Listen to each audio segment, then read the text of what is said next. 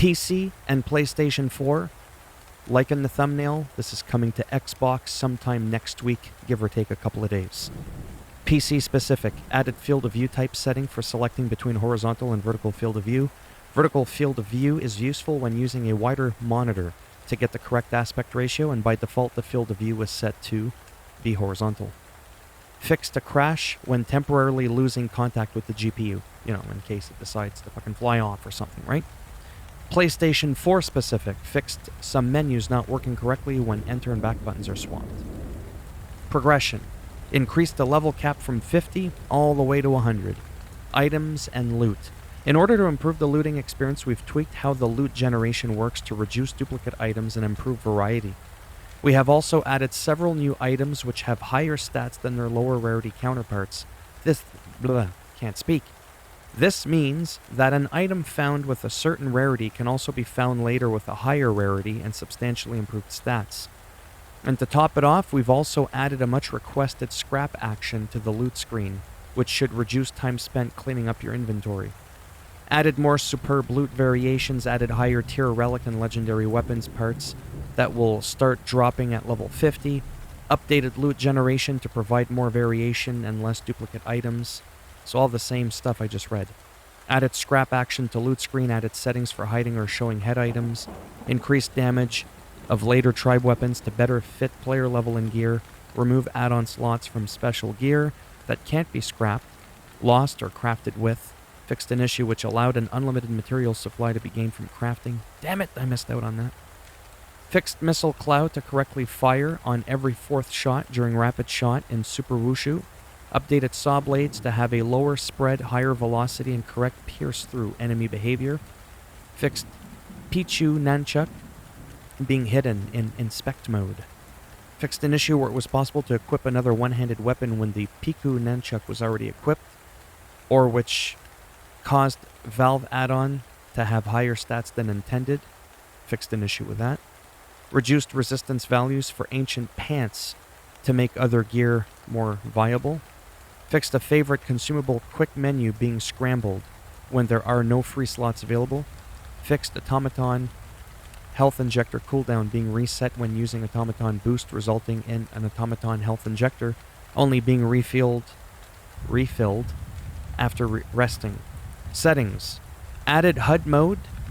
Settings where it's possible to select either always show or dynamic. Selecting the dynamic option hides the persistent UI elements after a while outside of combat. When dynamic is selected, the player can open either menu or quick menu for the UI elements to show up temporarily. By default, the always show behavior is selected. Added a quick menu toggle accessibility setting. When enabled, the player isn't required to hold down the corresponding input to open the quick menus in order. Example, to consume or swap weapons. Instead, the quick menus will allow and close by tapping the corresponding buttons. Dialogue and narrator changed, so the just a few moves left make them count narration as played with a chance after the first time. Or an issue where the conscious voice over was disabled when using the setting dialogue's narrator. Fixed an issue where conscious characters would perform their animations in slow motion, or where the narrator voice line after character presentation in Child Village not playing when gibberish was disabled. Fixed dev marker erroneously appearing in Popsy's dialogue text. Combat added an optional lock-on targeting for melee combat. Oh my god, that's cool. Wow. That's really cool. Okay, I'm over it now. Added attack animation canceling to certain moves by using dodge. Added ability for smaller enemies to throw rocks at the player when mounted, not walks. Scooby Wabbit. Don't ask. I need more sleep. Added chance for the player to be knocked off their mount when hit. Added fleeing behavior to player mounts when in combat. Tweaked a Porky Puff double boulder throw attack. Now it's possible to dodge the second rock after being hit by the first one.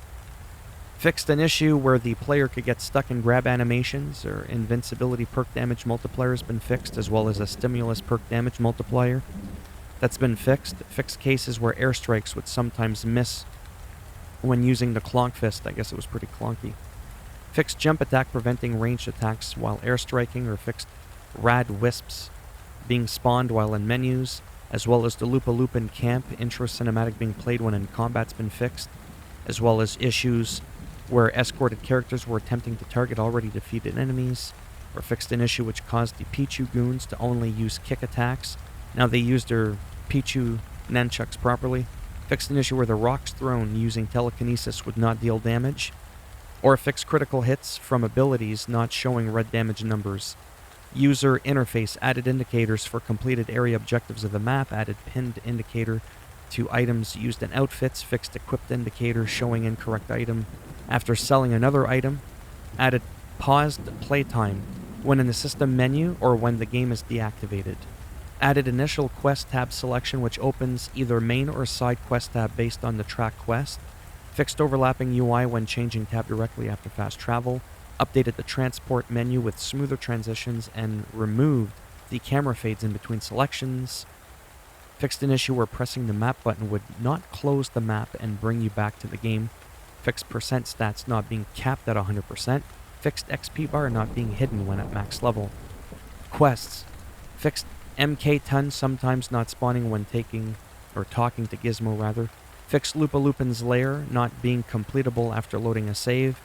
Fixed an issue where the bandit cap quests sometimes would not be completed. Fixed an issue where the bandit camp captain sometimes would not spawn, or an issue where Lotus Captain quests would be given multiple times which prevented consecutive quest copies from being completed, or an issue where defeating Bompa Bonker before starting the corresponding quest would prevent the player from completing the quest after saving and loading, or an issue where some unique quest rewards did not get correct material and quality, resulting in them sometimes not having correct stats. Fixed puzzles being unusable rather, through walls using the clonk fist, or an issue where the player could change the allied tribe after meeting with either Gizmo, Goop, Wiz, or Noko, although the first outpost hadn't been captured. Fixed Bat Nam being able to receive player damage or eyes on the prize which couldn't be completed after loading a save game, or where the player could get stuck during an outpost capture when using the clonk fist on the oil tanks, or where the player was able to interact with certain Lumen Shrine during combat. Fixed an issue as well where the rival tribe weapons were not claimable when using Tribe War shortcut. New Game Plus added modifiers which somewhat increases the difficulty after starting a New Game Plus game, and also additionally for each new subsequent New Game Plus loop. Nice. Fixed an aura score not being reset when starting a New Game Plus. Fixed plank resources being reset when starting a New Game Plus. World. How long are these patch notes? Added respawning enemies to some area. Awesome. Increased spawn rate for random encounters. Moved direct ship to the correct map location. Fixed bionucleus 6D area objectives not being completable. Removed locked door blocking access to area objectives and Bang Shelter 9H. Bang Shelter. Okay. Fixed a car that couldn't be looted in Bang Shelter. It's probably because there was people in it banging. I'm 12, I'm sorry. Fixed a door in the Bang Shelter 2G so the anti-radiation suit can be received. Crash fixes. Fixed a crash when a character receives damage or when a player is forced to exit the MK10, or when the player climbs up on an enemy, or when launching towards an enemy, or with narrator commentary. Miscellaneous. Fixed an appearance not being reset when reverting character mutation changes, or fixed an issue causing the player to take hazard damage while appearing to have maximum resistance. Removed bright spots from the post-process that were always visible, or missing extreme label on extreme difficulty save files. Fixed a missing extreme label, rather, on extreme difficulty. Fixed an issue where Brog could choke on Gulblimp and caused the player to become stuck. Fixed an issue which allowed fungi to become spawned on oil. Or fixed some sound attacks having incorrect volumes or increased free-for-all duration needed for mounts and the player to trigger a hard landing. Fixed jitter during mounting animation. I'm about to jitter because these patch notes are really long and I just read some other ones for another game. Fixed issue where the MK10 door at Gizmo sometimes would be incorrectly closed. Fixed an issue where reload animations would trigger and conflict during cinematics. And fixed an issue where an incorrect prompt was shown when using the clonk fist on moth nests. Holy macaroni and cheese, that is it for these patch notes. As always, if you liked the video, go ahead and give it a thumbs up. It greatly helps support the channel with the algorithm and making me a little bit more relevant in the search results when people are looking shit up online. And if you didn't like the video, go ahead, give it a thumbs down, I'll snap it off in your ass, and I'll send this guy after you.